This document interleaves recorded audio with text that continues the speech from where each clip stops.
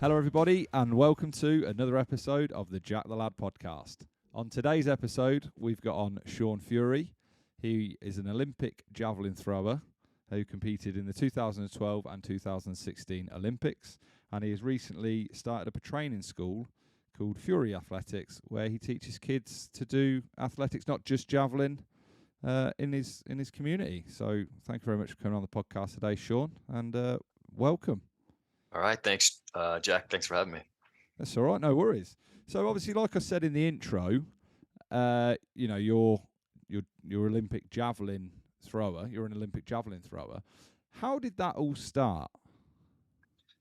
Yeah, so it was a pretty long process. I made the Olympic team when I was 30 years old, so there was quite a bit of training and dreaming and struggling that went into it before I got there. I started throwing javelin when I was 15 years old, when I was a sophomore in high school in Massachusetts, Northeast United States. But that wasn't really my first love. I loved football, American football. I was a quarterback on the football team, and the football coach made all the athletes go out for the track team to get stronger and faster. So he was like, all right, you're a quarterback, you throw a football. Let's see if you can throw the javelin. And then I guess the rest was history. I think the javelin kind of chooses you. There's not a lot of people that, from a very young age, they absolutely love javelin, at least not from the United States. But once you kind of you find that you have some talent for it, you do it a little bit more. Even if you don't have talent for it, it's a very addicting thing, kind of like a golf swing. When you hit a solid golf shot, it's like, oh, I want to do that again. It's the same thing with the javelin throw. So I started my career, as like a 15-year-old in high school. Got pretty good pretty quickly. I was lucky. I started off high school as like a 5'6", 100-pound kid, and graduated, 6'3" and almost 200 pounds. So I grew quite a bit. And yeah, I can't translate that into meters and kilograms fast enough for your UK audience. No. We work in feet and inches. Yeah. You're not okay. Yeah, 200 pounds. Silly me. Yeah, 200 pound is, what's that? Like 93 kilograms, something like that. Around 15 stone, I think that is. Okay. Oh yeah. Nice. Yeah, so I was lucky to kind of grow into the prototypical javelin thrower size maybe, and was able to be pretty good. A state champion, a national champion when I was in high school. Then went on to do it in college, and was an All-American a couple times in the NCAA collegiate system in the U.S. And then just kept it going. Nice. So when you say about like the collegiate system and all that within the thing, obviously being from the UK, we don't tend to have like an all-American style of thing. How does that work exactly? Yeah, so it's pretty simple. There's different levels of sizes of schools. So there's like NCAA Division I. So that's the highest, the biggest schools, the most talented group of athletes, and then it goes down Division 2 and 3, and then there's other organizations below NCAA. But NCAA Division 1 is kind of like the pinnacle of collegiate sport in the United States. And then to be an All-American, there's an NCAA championship meet, and the top 8 finishers would be All-American. So it's a pretty straightforward calculation to see if you're All-American or not. Ah, right. So from what ages were you an All-American then? Well, I guess when I was a 17-year-old, we have a national championship for the high school age, and I was a national champion when I was a senior. And then my final 2 years in college, so when I was a junior and a senior, so I guess I was 20 and 21. I placed in the top 8. When my last year, I threw my personal best and got 3rd at that NCAA Division I national championship. So was on the podium and an All-American there. Yeah, nice. So when you say there that obviously you were the national champion, what does that mean for you within like going to college and all that sort of stuff, what sort of avenues does that open up? More stuff that you can, more schools to yourself, or? Uh, so yeah, I guess it doesn't really mean really mean much. I w- be I improved a lot in high school later in the game after I had already committed to go to Dartmouth College. So I had already selected the school. For some people, if you're very good in high school, then that means, potentially you could get a scholarship and go to a very good, university for free. Uh, Unfortunately, or I guess fortunately, Dartmouth College is part of the Ivy League. They don't do athletic scholarships. It's all need based. So it didn't really matter how good I was at javelin. I wasn't going to be able to go to school for free there. Luckily, I came from a pretty meager financial background, so I got a lot of like need based financial aid. So that helped. Um, and then also, with the Ivy League, it's like, one of the top academic conferences, or the top academic group of colleges, in the country, and probably the world. Everyone's trying to go to Harvard, Brown, all those kind of places, Dartmouth. And I wouldn't be in there if I wasn't a good javelin thrower. So I guess instead of getting scholarship money, they just let me in the door, and I got to, get a great education. I met my wife there, met a lot of great friends. So it javelin throwing definitely opened up tons of doors for me in every avenue of life. So with that, and like you said there, that it probably sort of got you in the door. Hmm. How then, like, how does practice and everything? How does that all sort of fit in with your school curriculum? Yeah. So um, I I guess I'm not familiar with how it is in other countries. If you go to, I know that it's more separated, the club sports system and university, where a lot of people would be playing a sport or going to college, in other countries. But in the United States, it's almost a continuation of how we do it in high school, where you have your full complement of classes. So my schedule was no different than someone who, you know, was extremely smart and got into school just to you know, be there academically. So I'm on the same playing field academically as the entire student body. I just go to practice after classes. So you usually go to classes, from 8 a.m. to 4 p.m. with breaks in between. But that's typically the time that classes are, and then practices after that. So then from like 4 to maybe 7 or 8 or whatever, that's when you go to practice, and then on the weekends you go to your competition. So it's uh it's in addition to your academics. I wouldn't say that there's any reduction, at least at my school. I know there's some stories, and I don't have direct, feedback on, big time NCAA basketball or football programs where they're almost professional athletes. They're really not going to school, but that's not how it was at Dartmouth College. Ah, right. That's sort of the reason I asked, because I've had a Yeah. guest on before who he won the Latin America amateur champs, Okay. golf. Yeah. So and he pretty much, I think he said he goes to school for like an hour a day or something, then he just plays golf for the rest of the day. Yeah. Yeah. That Um, would be nice. Yeah, no, obviously it's different. Obviously, different horses for different courses. So Yeah. in that then, so during your school, because you've touched, you sort of mentioned about on obviously the NFL and NBA and all the rest of it, and they're quite a high sort of injury rate, and I think the average NFL year's like 3 seasons or something like that. Mm. Obviously, with the torque that you're putting through your body, is there sort of a standard time that someone can do this for? Yeah, I guess it just depends how resilient you are mentally, physically, how dedicated you are, to do it. Because there's going to be a time when you get hurt, and it could be, you could get lucky, and it could be like an overuse injury, and it could be something that can be pretty easily, fixed with rest, or you can do something more serious. So I guess, just like baseball, you hear a lot of American, athletes, baseball pitchers getting elbow surgery, and at younger and younger ages, it's happening these days. Javelin is an event where, UCL, so your elbow, your ulnar collateral ligament. There's a lot of surgeries going on as well. So I don't have any, specific statistics, um, but injuries are common from any age. You could be into the javelin 2 years, or you could be throwing it for 20 years and get injuries if you're not managing your training program properly, or you have the right technique.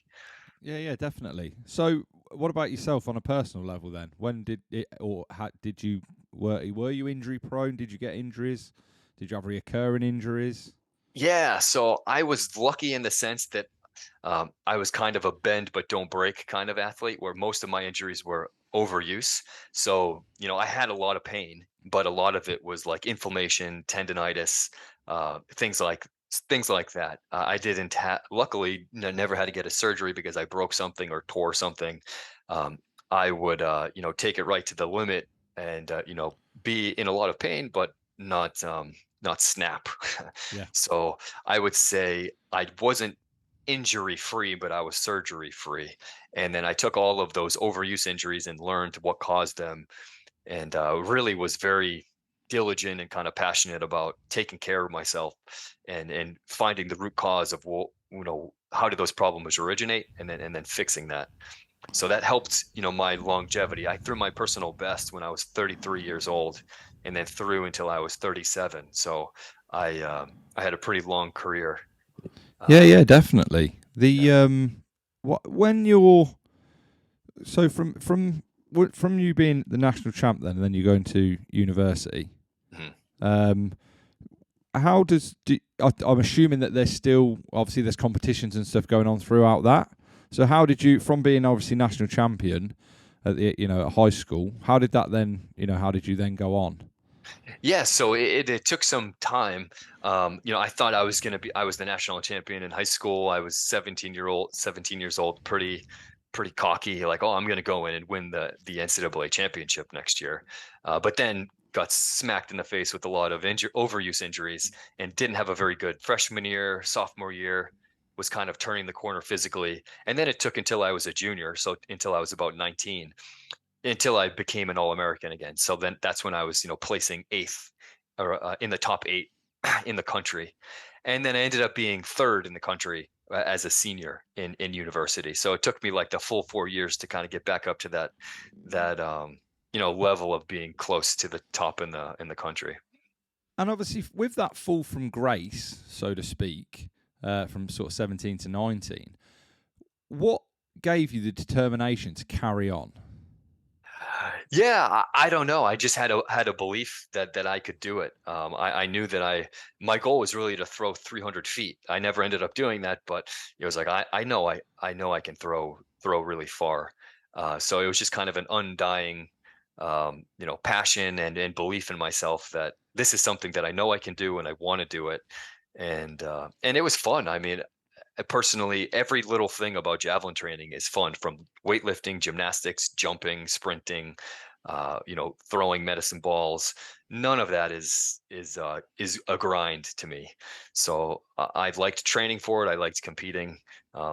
Yeah, so it was just it was a goal that I didn't give up on. Yeah, good. That's yeah.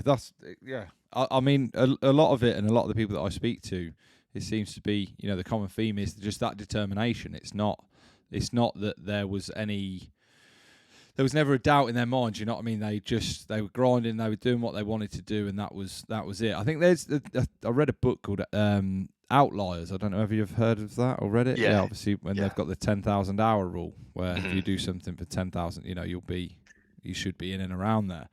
Um, so you finish university then. What's the next sort of step for a javelin thrower?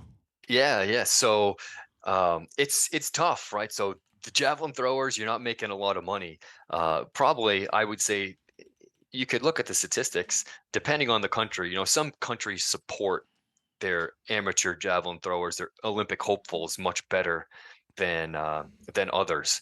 I know some systems, you know, there's federations and it's like state sponsored, but the U.S. isn't really like that. We're kind of it's like a very capitalist type system where uh, there's we have so many athletes and so many good athletes that they don't put a lot of funding or give a lot of opportunities to a large group of Olympic hopefuls. So I was on my own. I typically wasn't, or I really wasn't at an international level. I graduated from college throwing 73 meters, which when you hear about it, it probably takes 85 or so, maybe close to 90 meters now to have an Olympic medal. So I was pretty far away from that international standard, but still had the dream. So I had to figure out for myself, how am I going to fund this myself? How am I going to find the right situation with coaches, training partners, training facilities to improve and to get to where I want to be? And luckily, I had gone to Dartmouth College, got a very good engineering degree, actually stayed and had a master's degree in mechanical engineering. So I had that to fall back on. I got a job, so I had some money. Now I just had to figure out how do I set this situation up. And I'm a pretty systematic guy, so I had a lot of spreadsheets, a lot of notes. Okay, what does one need to improve? You need a coach, you need training partners, you need medical support, you need good nutrition, you need good facilities, maybe you need good weather. And then I just was finding places and coaches and situations, and then it just materialized, right? I put in all that effort, and I kind of found something that worked. So after working in the Northeast, near Boston, for about 8 months after I graduated, I found a situation in San Diego. So I transferred within my same company to an office in San Diego. So kind of the paradise of the world, warm weather all the time, beaches and and the Olympic Training Center in the United States is down there. So I found a job near the Olympic Training Center, found some coaches, some training partners, and then moved across the country, and the rest was kind of history. I spent 11 years there, and improved from 73 meters in 2005 to 83 meters in 2015, and made two Olympic teams, two World Championship teams in the process. Yeah, so talk me through that then. Obviously, you're the first Olympian that I've ever spoken to, and it's a privilege. Thank you for coming on the podcast as well. I did sort of say that earlier, but yeah, thank you very much for coming on. It's such a pleasure, and it's just amazing to hear from people like yourself. So yeah, what were the Olympics like? How does from getting the phone call or the text or like the whole Raz and Daz, how does it happen? Yeah, so it's it's a long and drawn out process. Some sports, it's maybe a little bit more political, where there's a range of competitions and then there's a board that selects, okay, this is gonna be our Olympic team. But for track and field in the United States, there's a set of criteria. And being an engineer, it was really easy for me to understand that criteria, read the rules, and be like, all right, I need to throw the Olympic standard, and then I need to go to the Olympic trials, which is the big event before the Olympics in the United States, and place in a certain position to make the team. So then at the end of that competition, if you're on the team or not. So I took it right down to the wire in 2012. That was the first time I made it. I threw a personal best that year to have the Olympic standard. So I'd thrown over 82 meters for the first time. And then I went to the Olympic trials and, did what I need to do to make the team. So it was a great accomplishment, a great feeling, but it wasn't like, for me, I wasn't crying. It wasn't like this big explosion of a thing, because it happened so gradually. It kind of took a while for it to set in of, oh, wow, I guess I am on the Olympic team. But it's kind of like, boiling a frog. They don't quite realize it until it's too late. Yeah, I understand that analogy. Yeah, I've heard that a few times. So 2012 was London, wasn't it? Yes, it was. Yep. Yes, so, yeah, so what was it like? Was this the first time across the pond? No, I had been since 2007. I had been traveling internationally for competition, so I'd been, to Europe quite frequently in the summer, competing in places like Estonia, Finland, Germany, and Poland, things like that. Out of all them countries, out of all the countries that you've been to internationally, what's your favourite and why? Yeah, so I loved Prague. I loved the Czech Republic. Yeah, Prague was just beautiful. Maybe, I'm frugal, so like the dollar was fared well there. The food was great, and yeah, the architecture was just beautiful. There was a lot of history. So yeah, Prague was really cool. I love that. And then also that's where the world record holder Jan Zalesny, his training group was from. So we spent some time. I was with a few of my friends. We got an apartment, and Prague was our base. This is in 2010, um, and we had a blast training and seeing the sights and traveling around to other countries, mostly by train for competition. So it was pretty fun. Yeah. So how did you do at London 2012? I didn't do as well as I'd like to. I forget the place I got, but it was pretty close to the bottom. So no medals for me. But it was kind of one of those situations where the first time I went to the NCAA championships, I did terrible. I went in with high expectations, tried too hard, and finished almost last. And then it took me a few times to be able to do well, throw my personal best at that meet to get my bearings. And then the same thing with the senior U.S. championships. I did really bad, and then ultimately was able to win them and be very comfortable and feel like I was on top. And then I never got there with the Olympics. I always went there, and there's so many logistical differences. Not to make a bunch of excuses, but with the Olympic Village and kind of the protocols of the warm up and all of the Olympic competition procedures. It just threw me off, and I wasn't able to adapt. So I didn't perform my best. I kind of used all of my juice to get there, and then didn't have much left in the tank. But it Well, was a great experience, and I learned a lot. And that's why I'm still in it, trying to coach people to go farther than I did. yeah, definitely, 100%. Even getting there is an amazing Yeah. achievement. Like I said, I've never spoke to another Olympian, and yeah, just to be there representing your country, especially it's something that you love, Right. regardless of place. That's the dream, isn't it? Right. Yeah, for sure.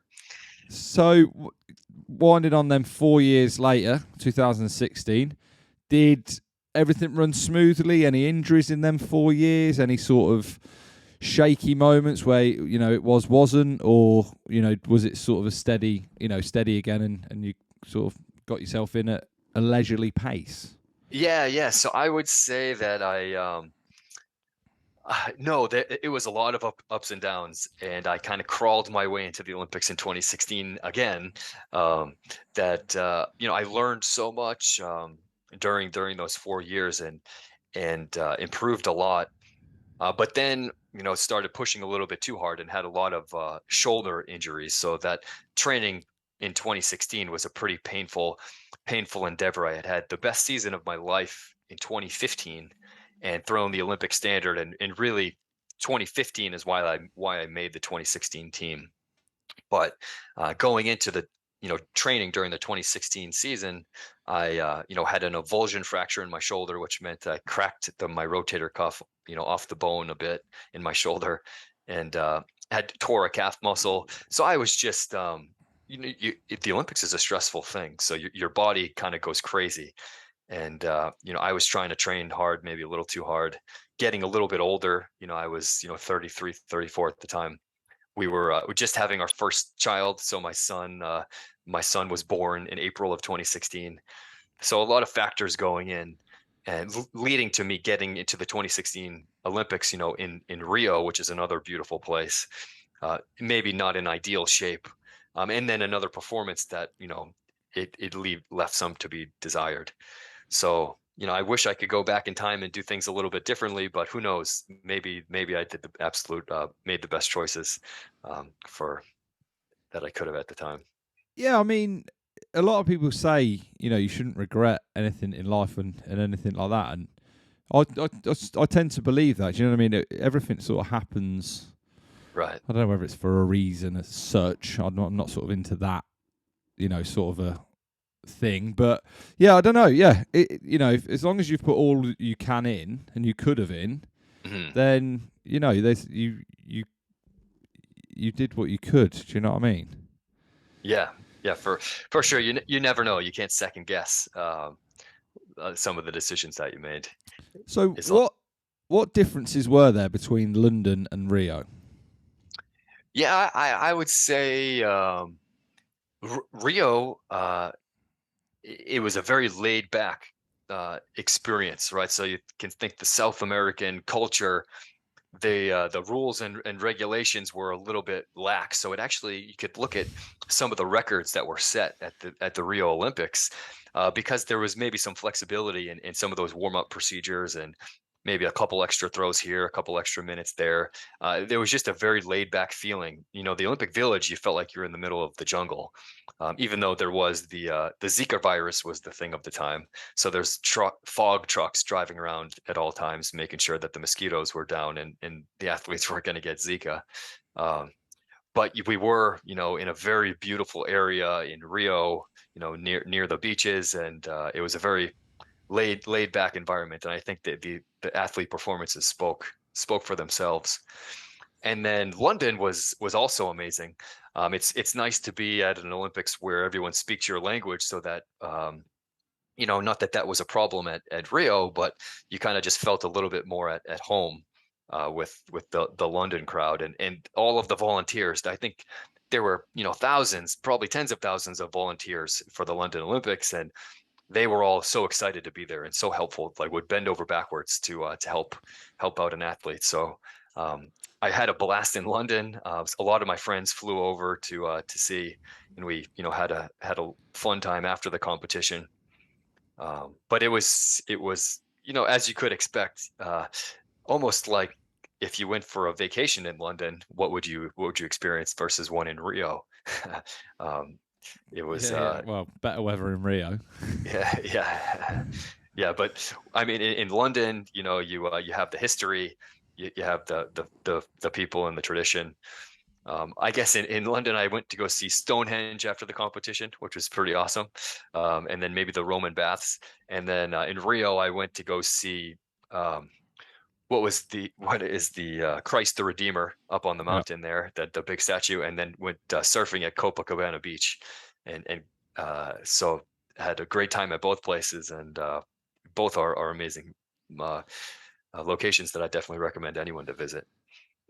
What in the with to do with the Olympics setup and how it was at London, Rio, that going into it, whatever it was, any part of it. What was the most surprising part of your Olympic experience? Yeah, I guess the thing that surprised me most, that's a really good question. I would say it's almost, would I say the thing that I loved the most was the fact that it's like a human zoo. And so maybe I was more surprised by, like, wow, I didn't know a person could look like that. In both times, whether it's the gymnasts or the NBA players or the weightlifters or the wrestlers, and it's definitely the track and field athletes. But you've never seen a human shaped like that, whether it's that tall, that muscular, or whatever. But it's just like all of the athletes from all over the world that are the best at every possible sport, and what are their body types. That's what fascinated me the most. It's just kind of people watching. Yeah, So yeah, it's maybe definitely. the best place to people watch. Yeah, it would be. Yeah, thinking about it, obviously with all the Yeah, different sports and that you've got, it would. Yeah, that makes sense. Was yeah. there anyone sort of any famous Olympians that you sort of bumped into and got chatting to at all? Uh, Not really. I kind of kept to myself and wasn't. If I could go back and do it again, there's this really cool practice where you exchange pins, right? So everybody has a lanyard, and then every country, you go to the Olympics with like 50 pins, like USA pins, and then everybody exchanges them. So I did that a little bit, but that's how you get athletes to mingle. Is everyone's trying to trade pins to get the most coveted ones. So everyone's looking for a USA pin. So we were pretty popular. But we didn't have the most beautiful pins. There were some of the smaller countries had the most intricate and beautiful kind of pins. So I didn't, I did that, but I didn't go crazy with it. And I wouldn't say that, yeah, that I ran into, like, some people might say, yeah, I was with like Kobe Bryant in the in the elevator, or some of the other more famous NBA players or something like that. But I didn't really have an experience like that. All right. So I touched on it obviously in the intro about your training school, Furey Yeah. Athletics. So do you want to tell us a bit more about that? Yeah, sure. So, like I think I mentioned I'm a mechanical engineer, so that's what I went to school for. I've been a mechanical engineer for 17 years, but I really love athletics, and I want to continue doing that. And so after I made a run, I did my best to get to the Olympic trials again in 2021. Didn't quite work out, and then after that kind of came short. It was like, all right, I need to put it into the next chapter, put this passion into the next chapter, and that was making it my livelihood and kind of creating a business so that engineering is great, and I believe in what I do, and I think it's a I'm lucky to have the job, but I want to be putting my passion into something that I truly believe in. I'm going to be proud of when I'm older, and it's going to help, further the sport. So that's where I came up with Furey Athletics, and you can check it out on FureyAthletics.com. I'm just getting into it. I've been doing it for about a year, but I'm coaching some really really great javelin throwers. I have some very talented 14-year-old youth throwers. I have some great high school throwers that compete at the national championships, some collegiate throwers who are close to being top in the NCAA, a couple post collegiate, so a couple Olympic hopefuls, two people who have moved here and are training with the group, and then some awesome masters athletes. So we have some of the top masters throwers in the world are from around here, and I've been working with. So I have people from 14 to 65, and they love javelin, I love javelin, and we're just getting after it. Um, What was the most challenging thing starting at Furey Athletics? oh my God, everything. So I've had to learn so many things. It's been a blast. So it started with the website and developing a logo and my colors and even the name. So I've kind of been taking a systematic approach for everything. I have a website. I kind of did it all, or learning to do it all myself. Strategically selected. What is my logo going to be like? What's my colors? And then what am I going to offer? Like, how am I going to coach people? Where are we going to work out? Um, how am I going to make it affordable? Because, I want to, the only reason I have to charge money is because I have to keep my lights on. I have kids to feed. I would love to give this stuff away for free. But I want to be able to invest the time to get better, learn more about how to coach, how to communicate what I've learned, and learn more about the things that I love, so that I can, really give people the best product. And I can't do that if I'm just doing it in my spare time. Yeah, no, So, uh, 100%. Hats off to you. It's yeah, amazing that obviously you've got the depth and breadth of age range and talent and ability for you to sort of hone your skills on that as well. yes. So it's been great, and I think the dream is to to coach someone to go farther than I did. So to coach someone to medal at the Olympics, or set a world record. But I love coaching anyone, from every talent level, every age, because everybody has a dream, and they're not really learning from me how to throw far. It's how to have your dream, harness that, and leave no stone unturned in pursuing that. And they kind of figure it out themselves. I'm not a puppet master. I can't give you a magic pill to throw far, but I can show you like the process and the will that it would take to get you where you want to go. Yeah, I mean that's how I come across you. Obviously on Instagram was I think it was one of the throwing drills where they're carrying a rope behind them. Yeah, And throwing, yeah. yeah, and I was just like, what is this? And obviously then I clicked on your page and I was looking through and I Yeah. was, oh, it's javelin. And then I was like, oh, Yeah. that's quite a good because it gives obviously then yeah. What's the sort of thought process behind the rope? Yeah, so we called those hose drags. So that's just an old hose that we cut up.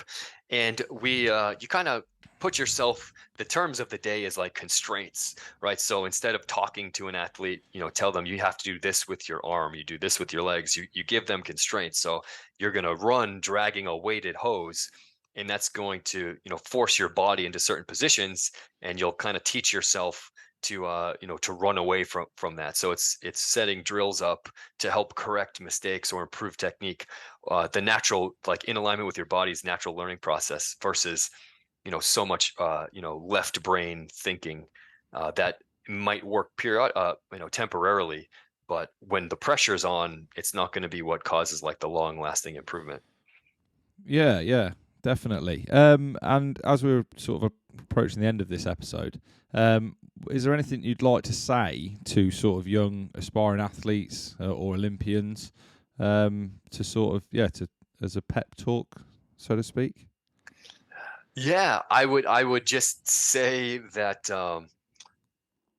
uh, don't get too excited when you have the good practices, and don't get too down when you have bad practices, because you just have to keep on plugging. The javelin throwers, at the highest level, it's kind of like we're farmers. You just got to go in there day in, day out, putting in the right work, cultivating the soil, um, to produce the crops of those far throws. And on Instagram, it's really easy to see all this glorified training, heavy weights, fast running, big jumps. And that's part of it, but it's really a lot of deliberate, purposeful training, and keeping an even keel, so that you can reward yourself with those massive performances and those exciting times. But a lot of it is just the grind and staying confident through the grind. Because if you're just drinking a lot of pre-workout, trying to think you're going to have the best practice of your life every day, you're going to get burnt out pretty fast. So yeah, that would be my advice. Yeah, brilliant. Well, like I said, thank you very much for coming on the podcast today, Sean. It's been amazing listening to your story, and I feel like we have just scratched the surface, to be honest. Is there anything you want to plug? Obviously, you mentioned your website and stuff. Yeah. I guess thanks a lot, Jack. This was great. You did a great job. I had a lot of fun, and I guess just thank you to my family and everyone. I've had so much support. I'm so lucky with my wife and my friends and family, that they've given me so much support and put up with such a crazy person that's been so singularly focused. So I do my best to peel myself away from the javelin, but I have a great support system. Yeah, so I guess that's the main thing I want to say. Just thank you to all those people, and then also yeah, thanks to anyone who checks out my Instagram or web page and is interested in the content, because I have a lot of fun creating it. It's like making little montage music videos. So if anyone gets enjoyment from it, then that's why I do it. What is your Instagram? Yeah, it's just at Sean.Furey, Furey. Brilliant. Well, thank you very much for coming on the podcast, Sean. It's been an absolute pleasure to have you on. Okay. All right. Thanks, And Jack. thank you for listening, everybody.